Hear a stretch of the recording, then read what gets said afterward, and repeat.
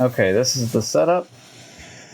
Got this turntable from Thingiverse to rotate the subject. And I have a 90mm macro. There we go.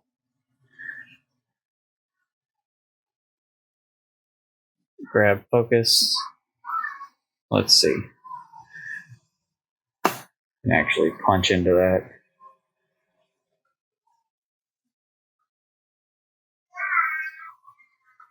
Yeah. Something like that.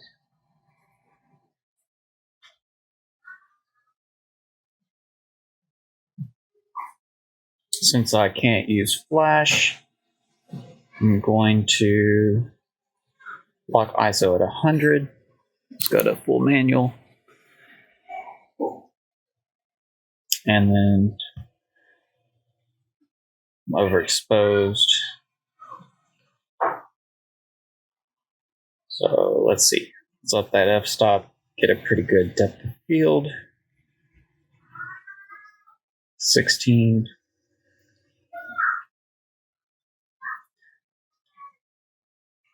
I'm actually going to go a little overexposed since the majority of the frame is white, and the only thing I really care about is the gumball. As for the white, I'll be cutting it out later.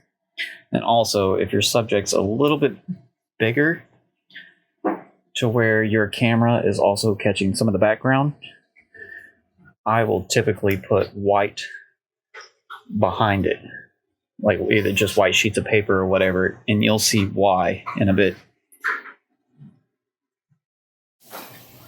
So, starting off, what you'll want to do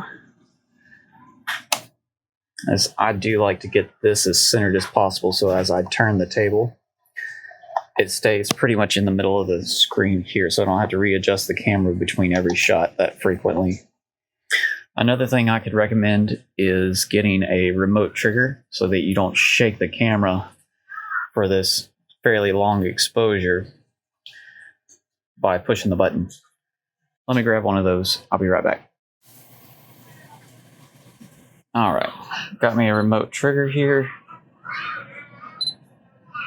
And yeah, you could do focus stacking, but I'm just going to use a high depth of field and crank out these pictures. If you do something much smaller than this, you would probably have to use focus stacking, even with a high f-stop. So yeah, I'm just going to start taking pictures. Let that go.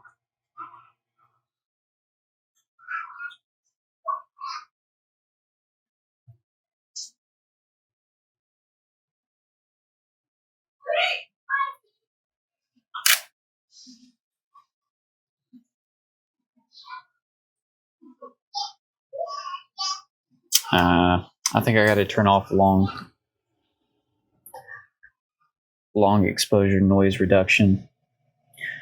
Also, for an object like this, there'll be lots of occlusions, areas that you can't see except for a specific angle. So what I'm going to do, instead of a whole turn here, I'm going to do quarter turns. So from like this position to this position, take a picture, take a picture, take a picture. And then what I'll do is adjust the camera's angle so that I can take some from this shot and lower to get it from a side view. And again, what I'll probably do is take some of this white printer paper and put it behind so that it'll mask out a lot of this carpet or any of the background, which will be important. Also, another thing, when I was turning off the long exposure noise reduction, is I'm turning off the lens compensation in my camera. I don't want distortion compensation on, because the pin cushion or mustache distortion or whatever kind of distortion that they have modeled in the firmware for this lens isn't going to be dead on, and whenever you're doing photogrammetry, the software itself can correct for the lens, but not if the lens has already been corrected for imperfectly. It's better to let the photogrammetry software figure that out and compute its own values. All right, so let's take another one.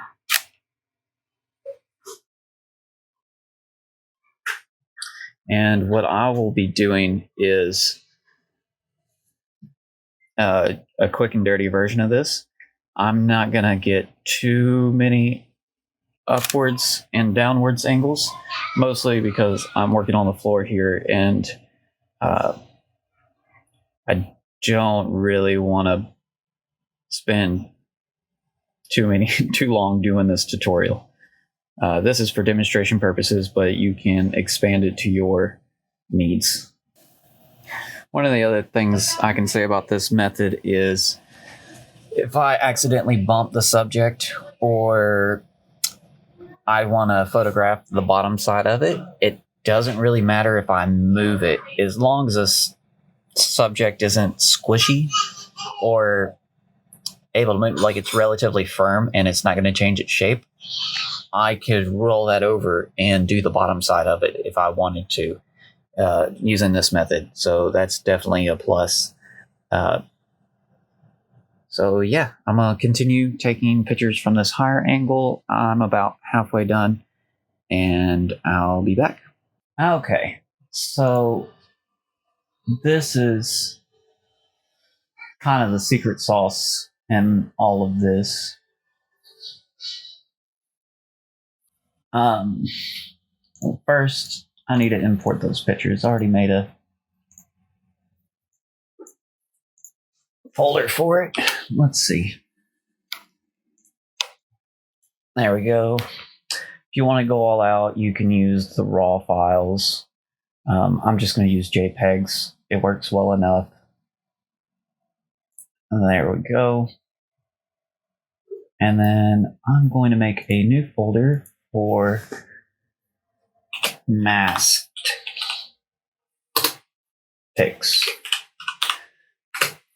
And we're going to use a feature from Photoshop to mask out only the gumball. And yeah, let's check the quality on some of these. As you can see, I can get pretty detailed with the right equipment. Just kind of scope through these real quick. Yeah, nice and sharp. Like even what's relatively in the background, still sharp enough. Okay. So we need to set up a example real quick. So let's just open one of these pictures. And what we need to do is create an action so that I don't have to manually do this for every one of these pictures. There we go. I switched my mode to photography and it put the actions right up here. So I'm going to go and we're going to create a new action. We're going to call this mask subject. That'll work for me. We're going to hit record. And essentially what we want to do is go to, I believe, this one.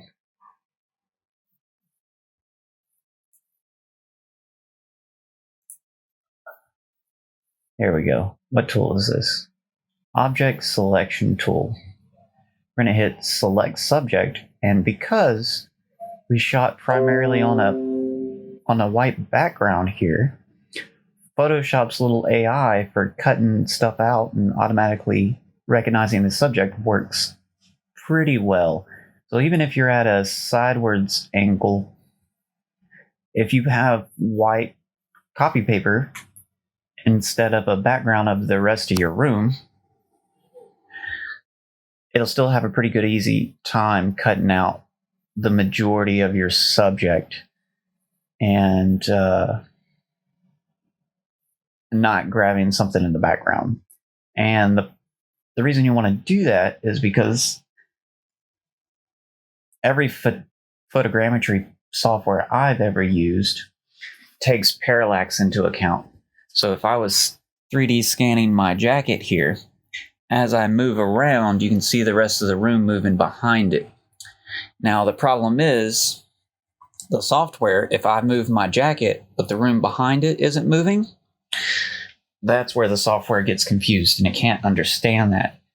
But if I was to green screen or mask out the rest of the room and only the jacket was rotating, the software would have no problem with that. So that's what we're going to do here. We're recording our action. We're going to hit select subject. The computer is going to think for half a second and give me the marching ants around what it thinks is the primary subject, which it seems to be done a pretty good job. And then we're going to hit the mask button, but I believe we got to hold down Alt when we click it to do an invert mask.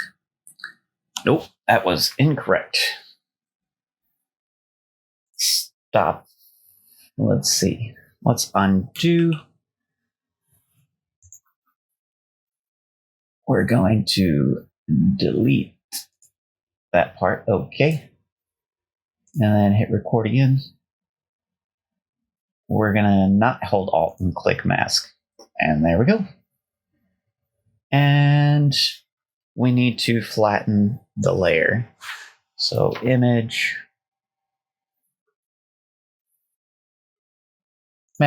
Whatever. I don't think it's necessary. We'll just save as.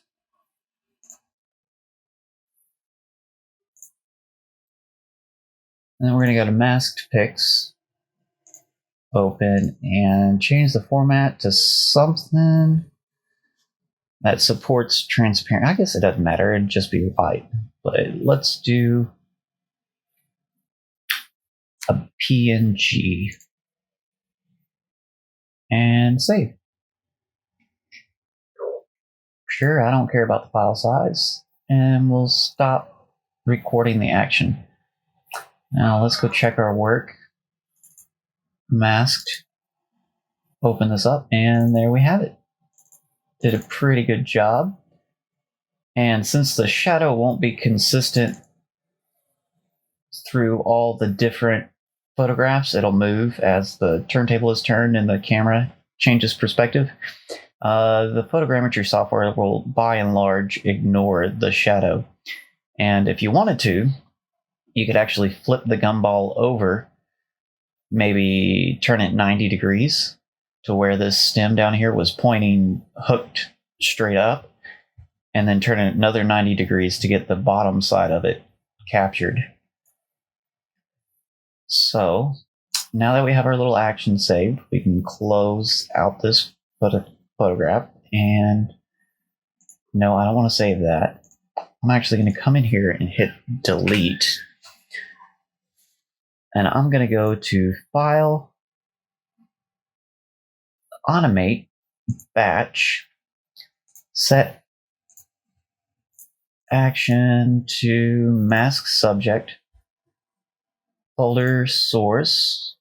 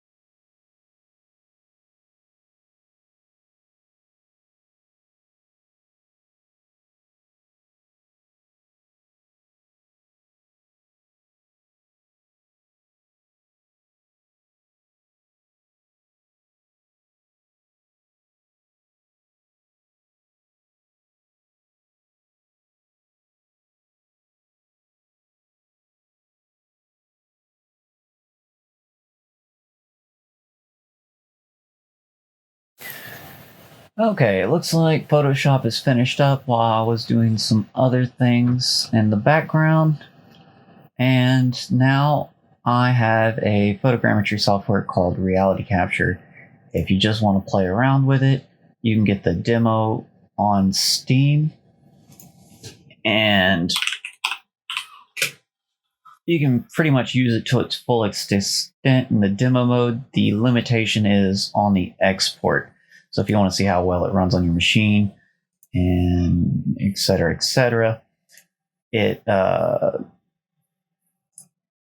it's free to play with and is by far the fastest software. Anyways, so you can either go here and open up a whole folder or just click and drag in what you want, which is what I'm going to do. And you don't want to crop the images or anything special. You just basically import them in. And we're going to hit align the images and see what results we get. I'll be back once this finishes up.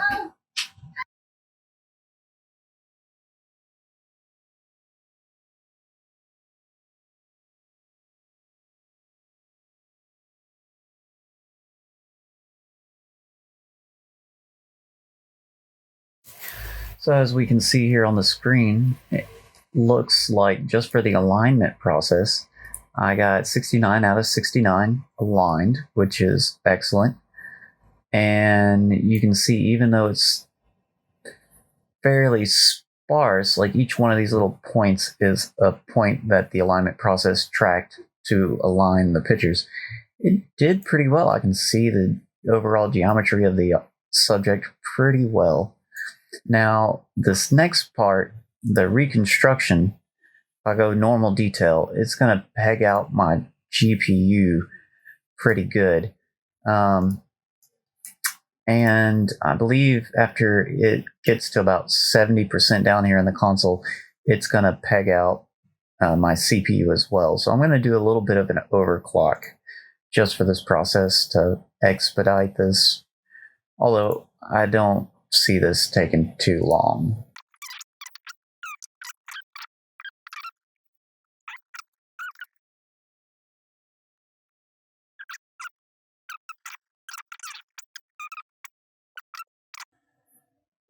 All right, normal detail. You know what? Let's go all out. Let's do high detail.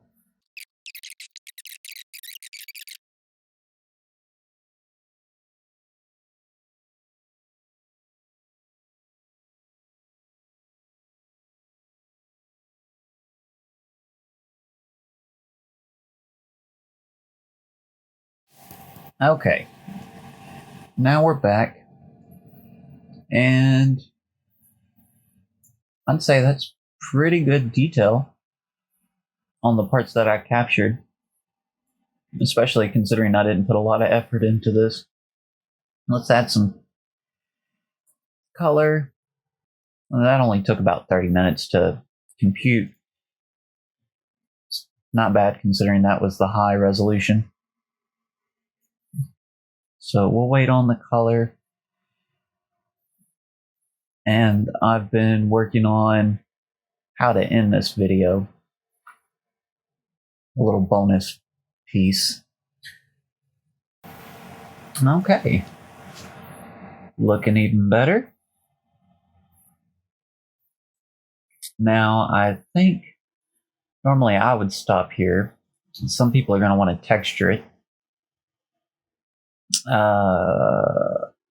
And for what I want to do, I'm going to have to texture it.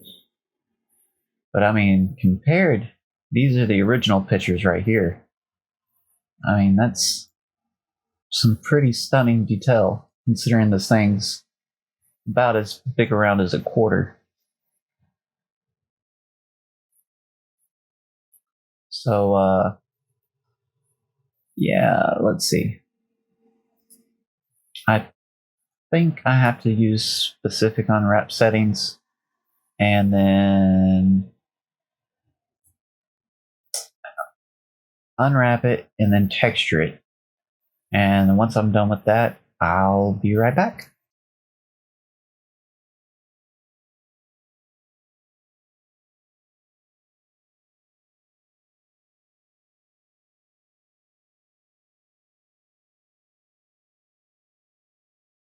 Okay, that pretty much wraps up the 3D modeling part of all this. And let's have a look over here on the left. Report. Overall processing time, 43 minutes. Yeah, that didn't take long at all. Alignment report, it took 1 minute and 47 seconds. And then depth map is the longest part. That took 30 minutes. So, not bad. And pretty good texture. I'll be making the source files and the 3D model available for download in the description if you want to look at it. And okay, on to the bonus part.